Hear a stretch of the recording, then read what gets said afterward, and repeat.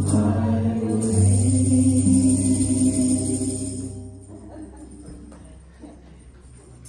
you all out there? Thank you, Kay, for that wonderful affirmation this morning. Divine right action is guiding me today. Everything I'll ever need keeps coming my way. Boy, that makes me feel good. How does that make you feel? Right? Yeah, awesome. Marilyn, your music made me feel good too. Thank you so much. All right. So I invite you now to just take a deep breath. Just relax with me as we begin our service. A mindful breath, and relax into this beautiful, beautiful day as we speak our purpose statement together here. As an intentional spiritual community, the purpose of CSL is to be a living environment for individuals to realize that we are all unique emanations of God, the love intelligence governing the universe. We embody the truth of our oneness with God, and we consciously practice this truth in our everyday life. Through the exploration of new thought, ageless wisdom, and the energy of unconditioned love, we are dedicated to individual transformation and to being a beneficial presence in the world.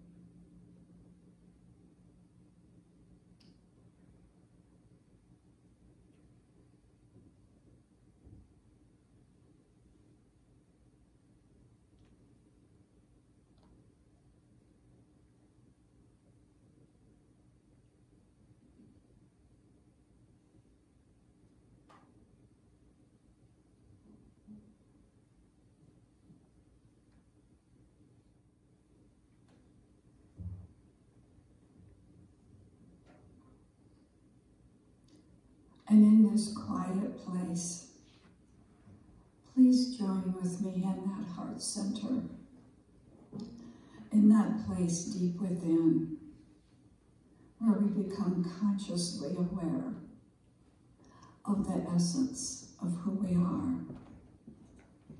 And I recognize that space as the one reality, the one life, the one presence, the oneness of the universe, called God, Spirit, universal life force, by whatever name. It is the wholeness, the completeness, and the perfection of all that is. And in this oneness is the creation of all good, the creation, the isness of unconditional love, beauty, wisdom, power, peace, joy, happiness, vitality, abundance, intelligence. All the good is right there. The allness, the oneness of the universe. And this is the place of our being. We are part of this oneness.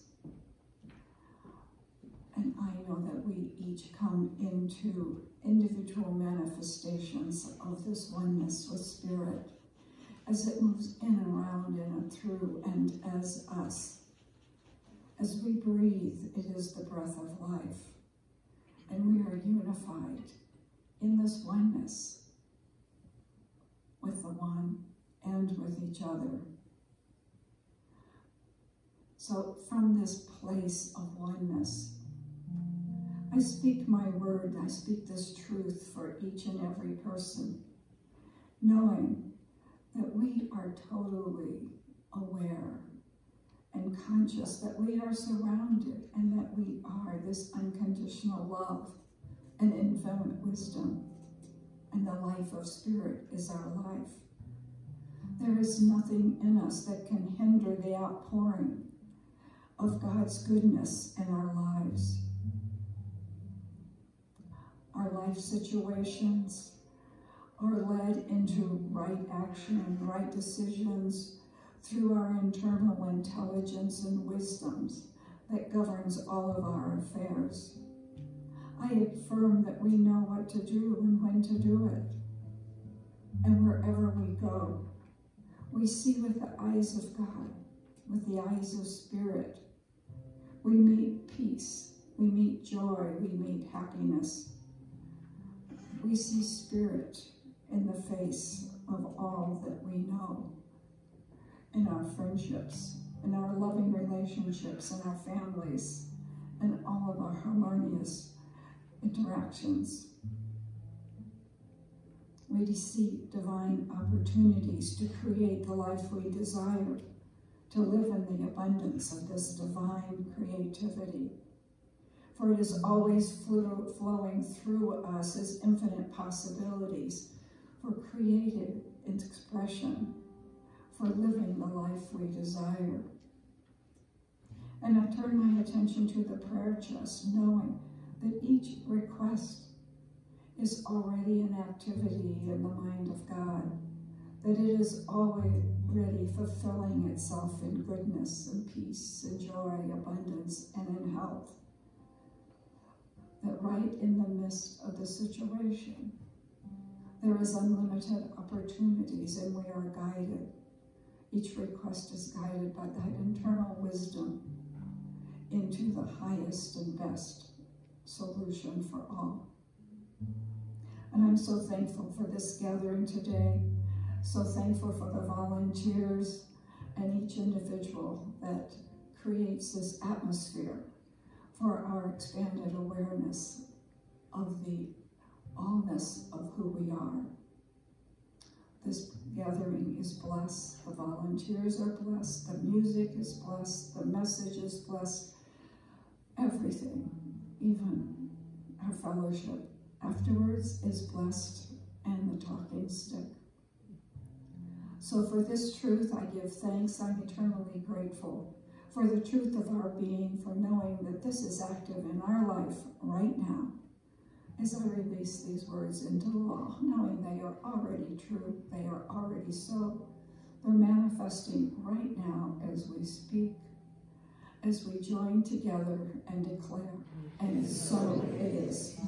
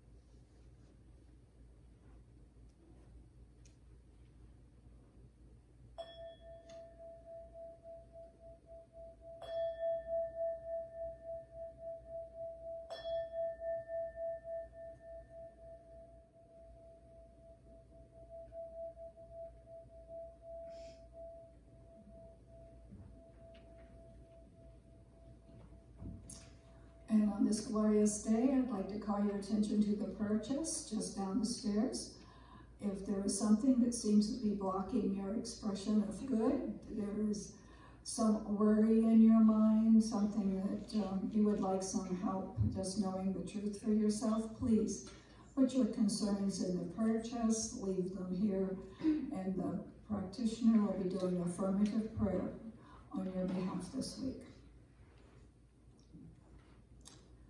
If I willingly go in the direction the universe is showing me, and if I just have faith and allow my heart to be open, I will see that I'm actually going to get more of what I want, perhaps in the most unexpected and miraculous way. From Matt Kahn. From Ernest Holmes. If thought is acted upon by the creativity of mind, with a capital M, to produce results according to your belief, then you surely have the power to become the master of your own affairs and to possess these good conditions that you desire.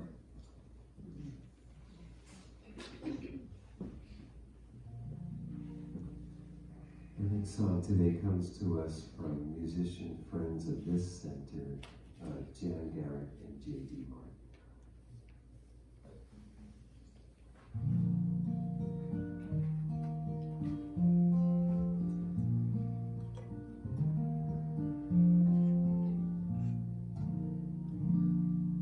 Nothing is ever lost, and we are not forgotten. We are living in the heart of God. Nothing is ever lost, and we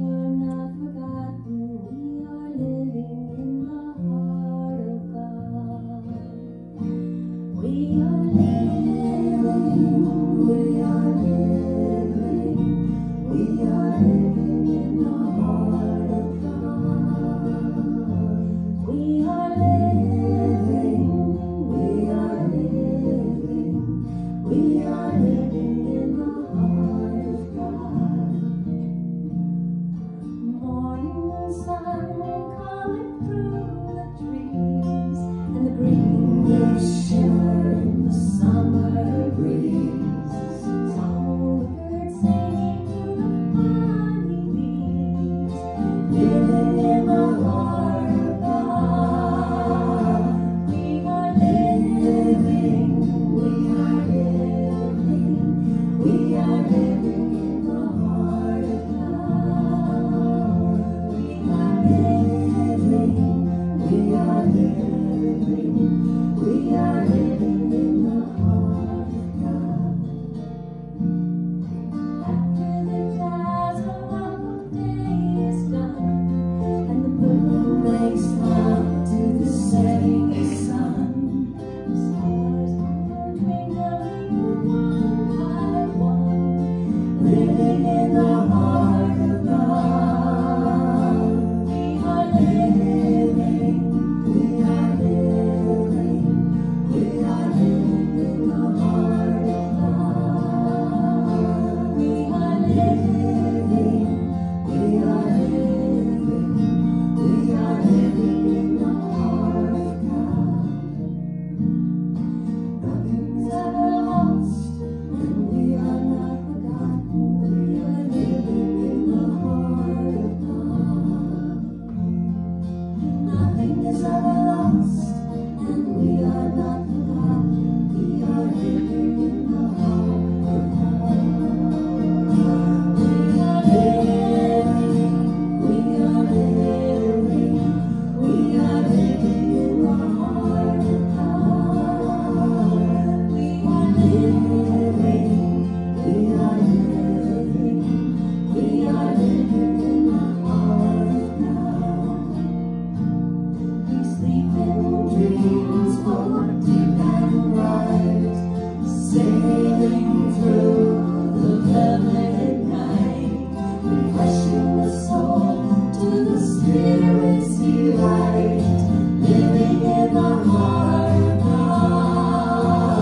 We are living, we are living, we are living in the heart of God. We are living, we are living, we are living in the heart of God. Sing it with us. We are living, we are living, we are living in the heart of God. We are living, we are living, we are living in the heart of God. Nothing is ever lost, and we are not forgotten.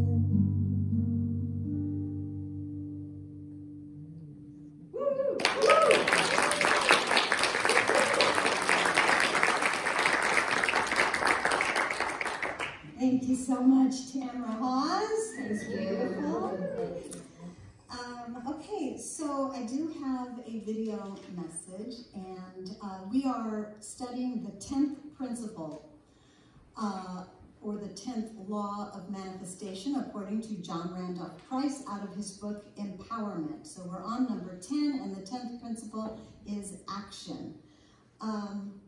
So when I was thinking about all of these weeks in November, and I chose a video message for today, and there's a video message for next week as well, and I did all this last week, and this week I was like, you know, what am I doing? I don't have anything to do. I got a video message, and so I had a lot of free time on my hands. But I wanted this message, let's see, what did I title it? I don't have it here. Oh, Inviting the Voice of God into My Life is what I wanted to talk about today when we're talking about action. And I found this video from Reverend Josh Reeves, and he is now co-senior minister with Michelle Medrano at Mile High Church in Denver. And I liked this because in action, I really wanted to get across the idea before we take action, it's good to be aligned with spirit. It's good to remember who we are before we take action.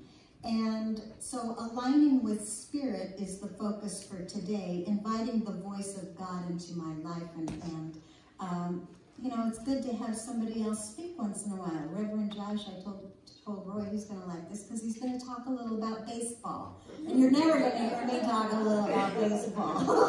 So welcome, Reverend Josh.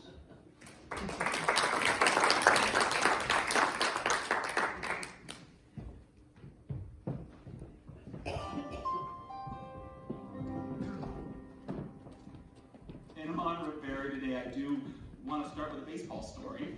I will say that I love that we are an inclusive spiritual community of all religious faiths and relationship orientations, but I've always wondered about sports. You know, we're inclusive in every other area, but we're kind of fundamentalists about our sports teams, aren't we?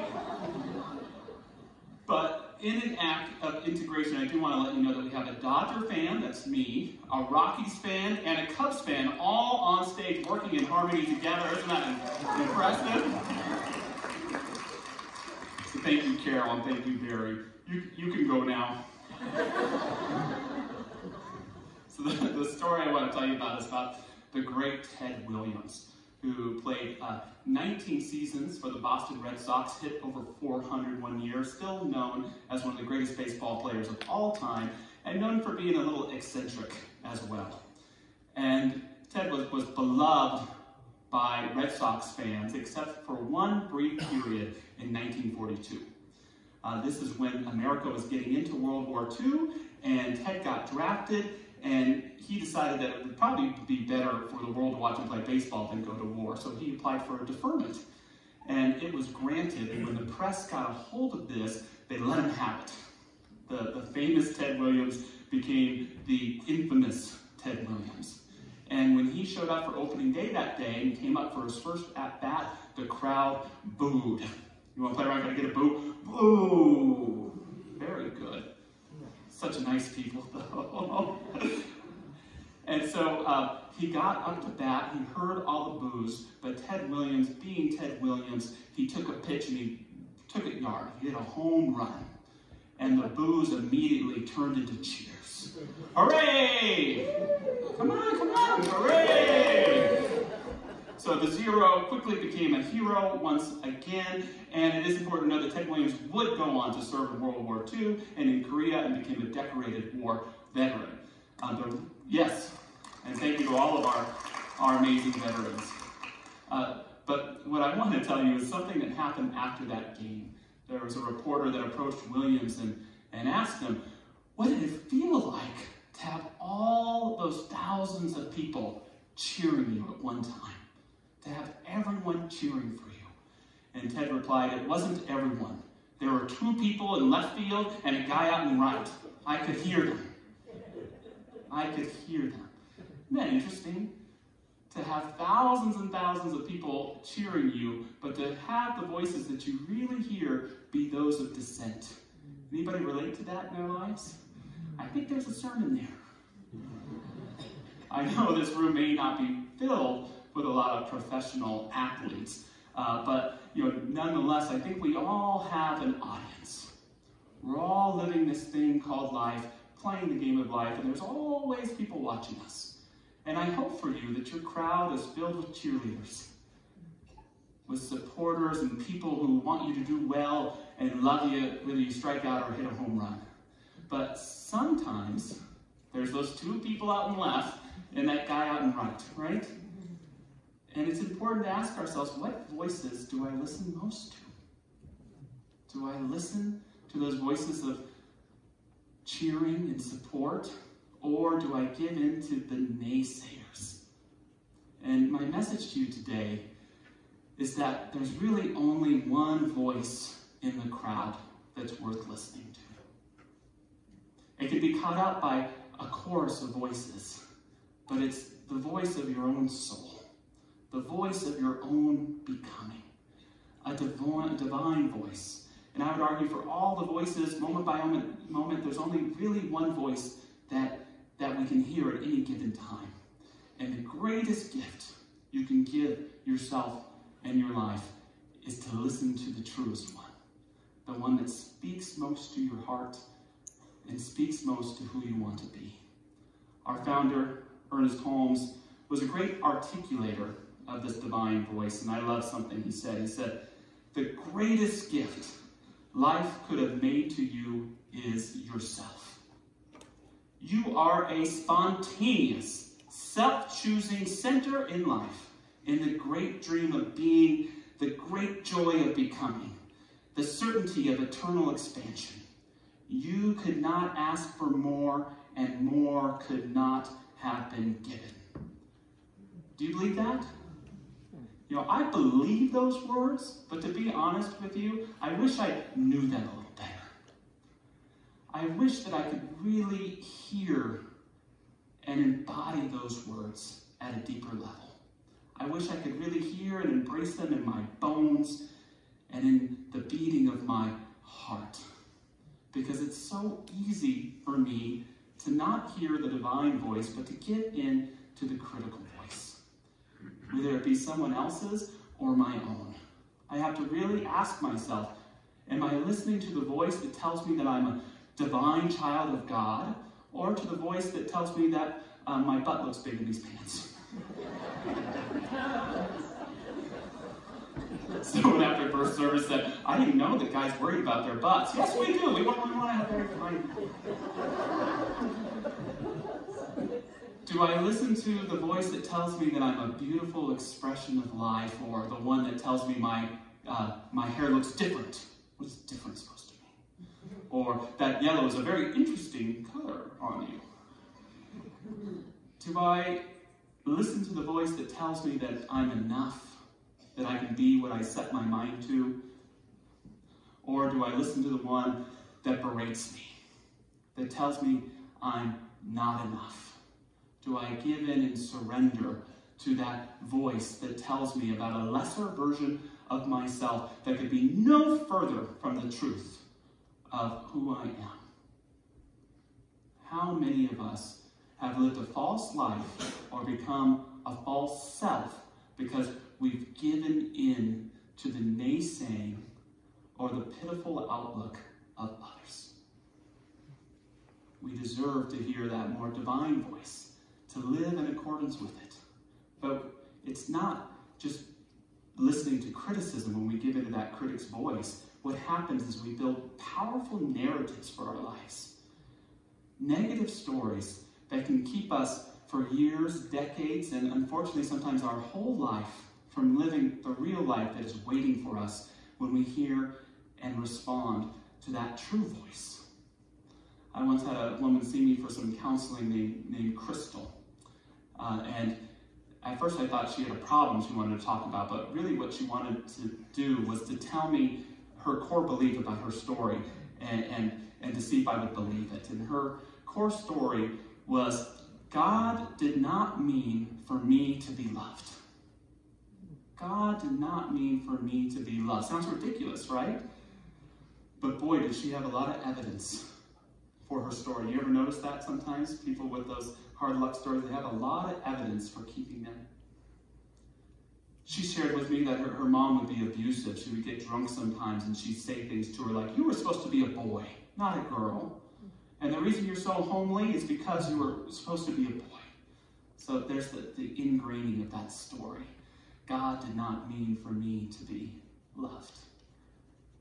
In her late teens, she did meet a man and they had a child together, but he only hung around for a year or so and then he abandoned both of them. So there again is that story. God did not mean for me to be loved. She dedicated herself to caring for her son. She dedicated and put herself through nursing school. Quite an incredible feat, all with the thinking that I'm meant to give love, to bring God's love, but God's love isn't meant for me. I'm not meant to receive it. She did have a few other relationships with men in her life that kind of moved in and out like the seasons, because they subconsciously knew they could come and get love from her, but they didn't have to give it in return. So when they got their fill, they left and would only come back when they wanted more. They wouldn't take that responsibility. So there, again, is that story. God did not mean for me to be loved. And my heart broke for Crystal. I was very sad for her, and I wanted to say that's not true. This is this other truth. But I couldn't take her story away from her. So I could only ask one question. And that question was, what if you're wrong? What if you're wrong? What if God does mean for you to be loved? What if God has been working your whole life to try to bring you in accordance with the right people in the right places, but you've been so ingrained in this story that you've missed it? What if God wants you to be loved as much, if not more, than any human being ever brought about by this beautiful world? What if you're wrong?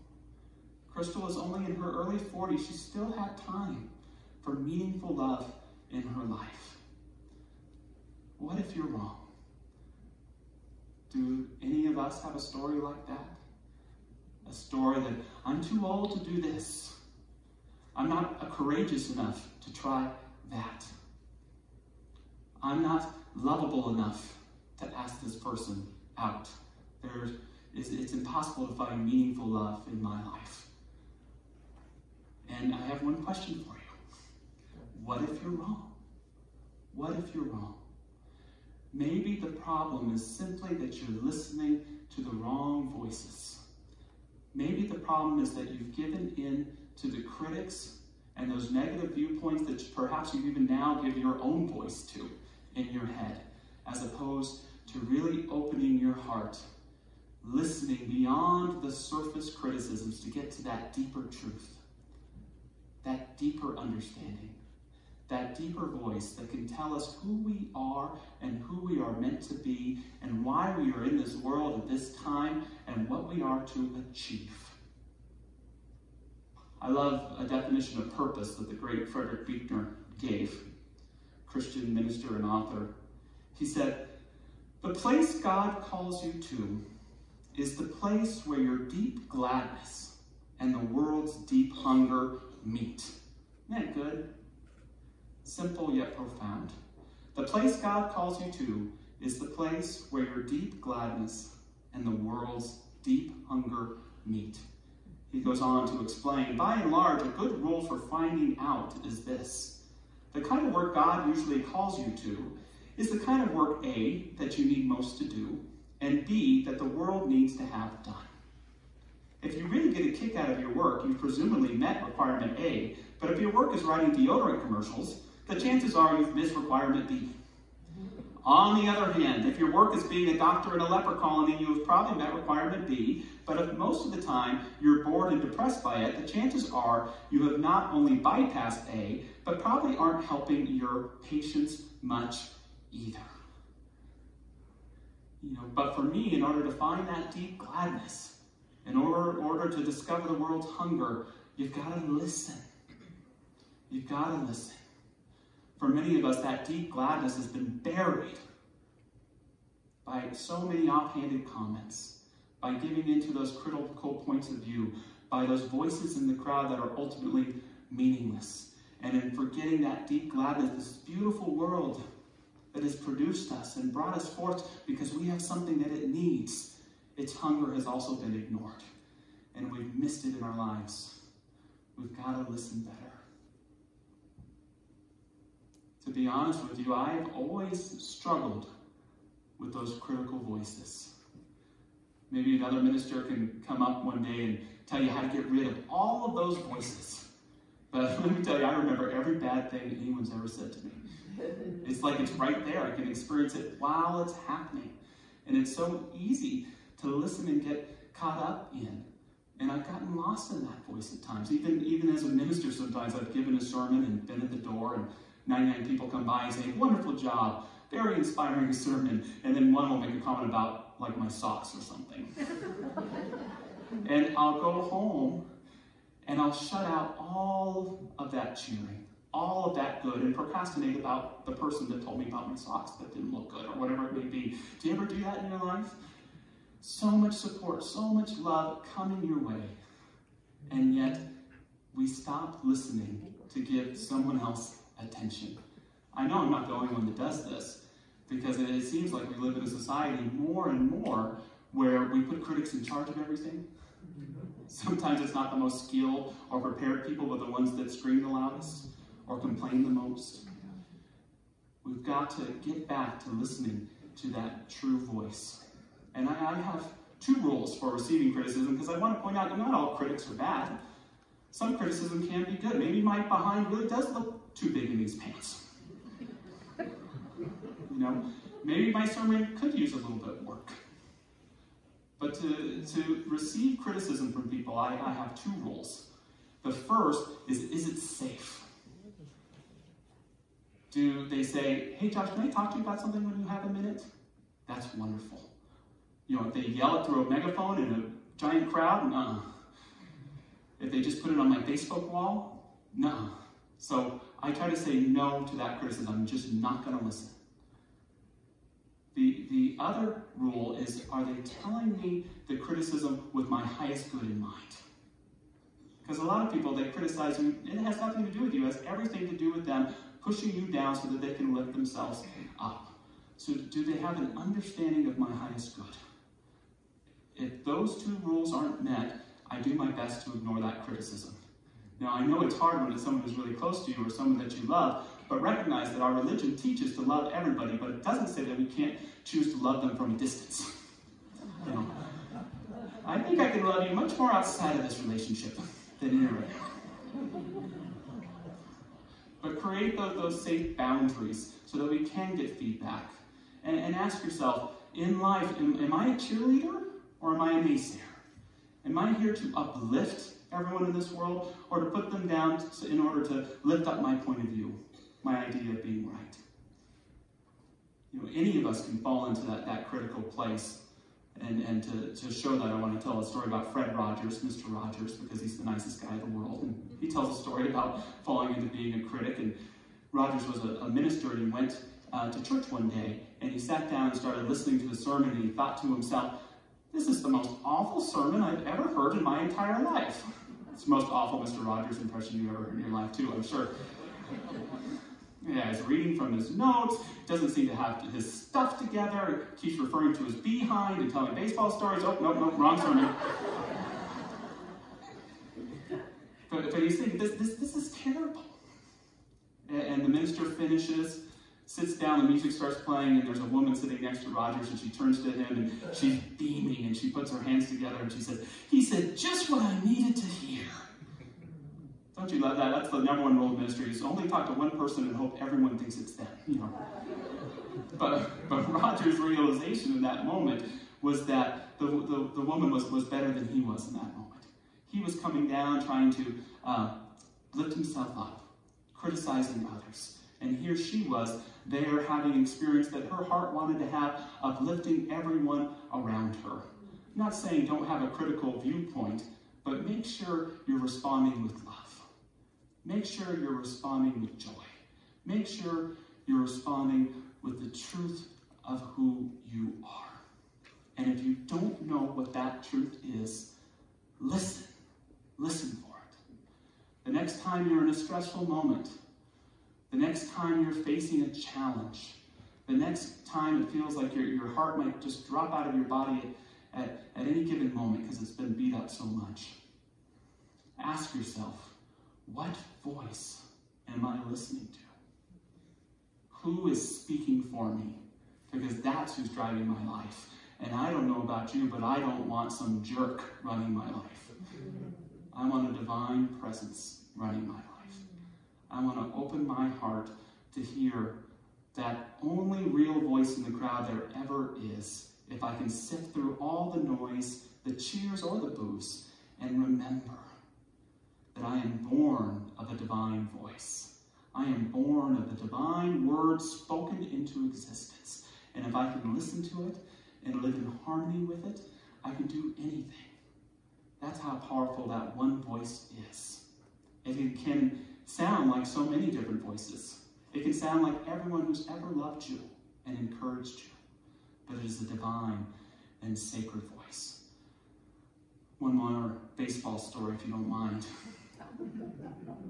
the pitcher Dallas Braden, who in 2010 pitched a perfect game for the Oakland Athletics. Someone on the Athletics got a no-hitter last night too, sports fans. But it was only the 19th perfect game in Major League history. Think of that, over 100 years of Major League Baseball and only the 19th perfect game. They've had 23 now, I think. And it was kind of amazing because Braden was known as a good pitcher, but not a great pitcher. No one ever thought he would throw a perfect game. They don't think the best pitchers in the world are going to throw a perfect game. And Braden was a little bit more known for his bad attitude on the field. He was getting in fights and arguing all the time. And he grew up in Stockton, California, in a tough neighborhood, raised by a single mom who struggled to get by, struggled to feed her child. He suffered through so much and found sanctuary in the game of baseball and dedicated himself to it as his mom continued to strive to take care of him and to help give him a better life. And in his teenage years, she got cancer. She developed cancer and she passed away. Can you imagine that? A teenage boy already struggling to get by, losing his mom. And so he continued to give himself even more to baseball. Obviously, he did a good job. He found his way to the major leagues with the support of his grandmother, who took him in and raised him. And just before the 9th inning of that game, he looked and connected with his grandmother. They knew that there was a feeling, there was a presence there. And he got that 1, 2, 3 out, and everybody cheered, and Grandma came on, and they embraced one another, and she grabbed onto his necklace, which symbolized his mother. You know, how did Dallas throw that perfect game that day? Was he just really on? Was it the result of the probability someone's going to throw a perfect game sometime? Or was he listening to that one voice? I don't know the answer, but there is one clue in that he threw this perfect game on May 9th, 2010, Mother's Day. Mother's Day. When we open our lives, when we open our hearts, when we open our minds, when we open our relationships, when we open our work and we have that willingness to really listen. It may be a lot of noise that comes by initially, but if you keep listening, what will arise is that endless river, that deep inward knowing that has never stopped speaking its truth. And when you can align with that, you can walk into your challenges, you can walk into your joys, you can walk into everything you do in life, knowing that no matter what happens, at least you're living in alignment with that voice that knows who you are and knows what you're here to do. Are you listening? Are you listening? Not just in a warm and fuzzy experience, but in your challenges, in your difficulties. Are you listening? When we listen deeply and we find that deep gladness, which is that unique place where the divine oneness and our genuine uniqueness come together to create our awesome authenticity in this world. When we embody that deep gladness, it's then that we can begin to listen for what the world is hungry for, what the world is calling us to. Are you listening? Speaking of Earth Day, you know, one of the greatest myths I think we fall into is this idea that we came to the earth from some far-off place. We didn't come into this world, we grew out of it. The world gave birth to us just like it did to the seas and the trees and all of the life of this beautiful world. And believe me, if you don't mind, that I do not think the world brought us forth to be its destroyer, to mistreat it, to try and control it, to mistreat it, and most of all, one of its most beautiful creations, one another. The world gave birth to us because we have something that it needs. Virtues, values, truth. I believe this world gave birth to us so that we could give this world a voice, so that we could speak to it and declare its sacredness and bring it forth in what we do. You never know what the world is hungry for, but if you live in accordance with your deep gladness, with your deep truth, it's going to lead you right there. It may be a kind word to the Starbucks barista. It may be picking up trash. It may be taking care of someone you love. It may be just sitting with a beautiful mountain view and appreciating and giving thanks for this incredible thing called life. But what I can tell you is this world cannot afford for you to be small. This world cannot afford for you not to achieve and be your true nature.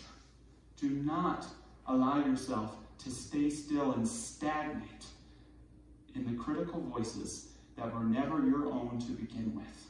But open your heart and your life to find that higher voice. I love what Jean Houston said. She said, "We can no longer afford to become overwhelmed by all the changes going on in the world around us. We have outgrown the small story of our lives and the small selves to which so many have confined themselves. It is time to acknowledge that the universe resides within us. It is time to embrace higher ways of being for a new era. It is time to move through life motivated not by guilt or obligation, but by gratitude and an abiding zest for doing the things that are called forth by living out of our higher purpose." There is a voice out there for all of us. There's a voice inside us all. It may not always speak in words, but it does speak through love. It does speak through that thirst for knowledge. It does speak in that experience of oneness. Clear that palette of all the other voices and allow yourself to settle into that feeling and that knowing that you are a beloved child of God, here to do magnificent things with magnificent people, individually by ourselves and collectively. How wonderful we have this mile-high church, and is not the world absolutely hungry for this teaching? Yes. Is not the world absolutely hungry for how we are an example of treating one another and having good dialogue with one another and opening up our lives and being willing to be committed to our own thriving, even though it's scary at times? Commit to your own thriving. Commit to that voice, not just for yourself, but for this world around you. And when you hold it in your heart and you hear that voice and you live in alignment with it, this world will sing. It will carry that chorus of all of our voices, of all of our truth, and we will live with that kingdom, that paradise, that sacred earth that already is all the time, right here and right now.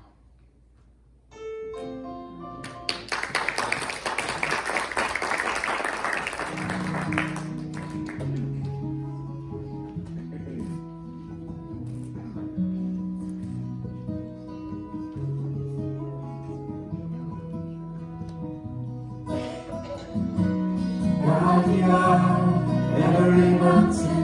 God, you are every ocean. God, you are every canyon, every inch of earth and sky. God, you are every morning. God, you are every midnight. God, you are every moment, every second of my life. Everything I see, everything I do, everything I am is you. Everything above, everything below, everything I know is you. God, you are every sunrise. God, you are every moon glow. God, you are every star shine, every inch of earth and sky. God, you are every springtime. God, you are every snowfall. God, you are every season, every second of my life. Everything I see, everything I do, everything I am is you. Everything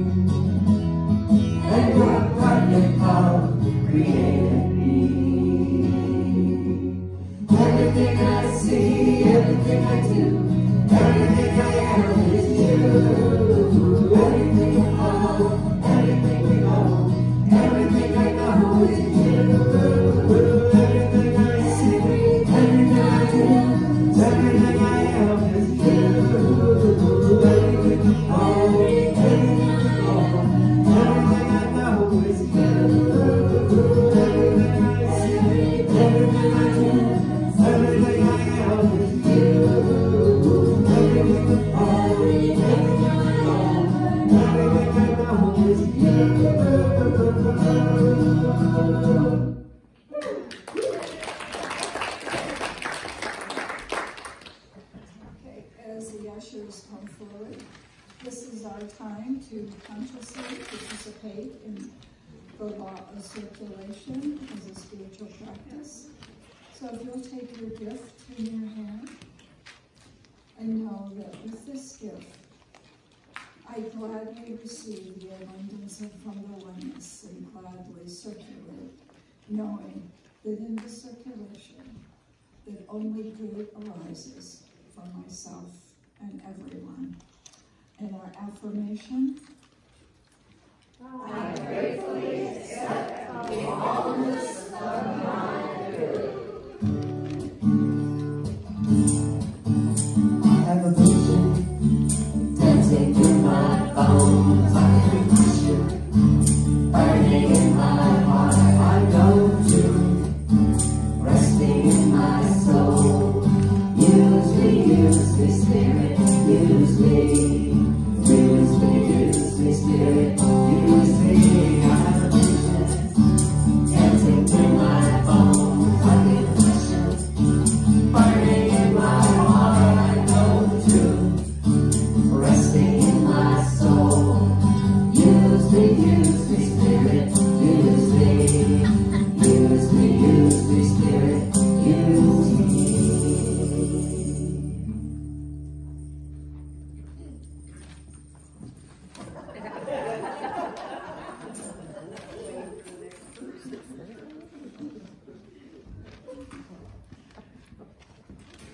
and in this conscious awareness, I give thanks for these gifts that have been gratefully received, knowing they go forth, doing good for our church, our community, and our world, and so it is.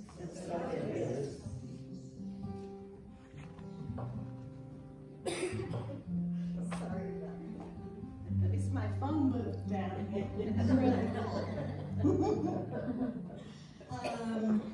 Okay, so I think we are at claiming our good. So go ahead and let's put our good up there. Obviously, this isn't all our good, but this is what we're claiming for November. And so what we'll do is just read these down aloud.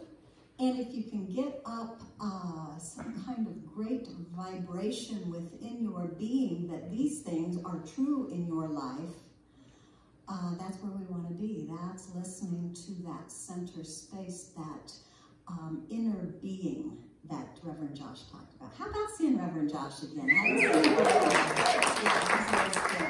Okay, so here we go, all the way down. Read with me now. I open my mind and heart to the perfect love of God. I am divinely led, guided, and inspired in all I think, say, and do. In every moment, I am inspired to perfect action.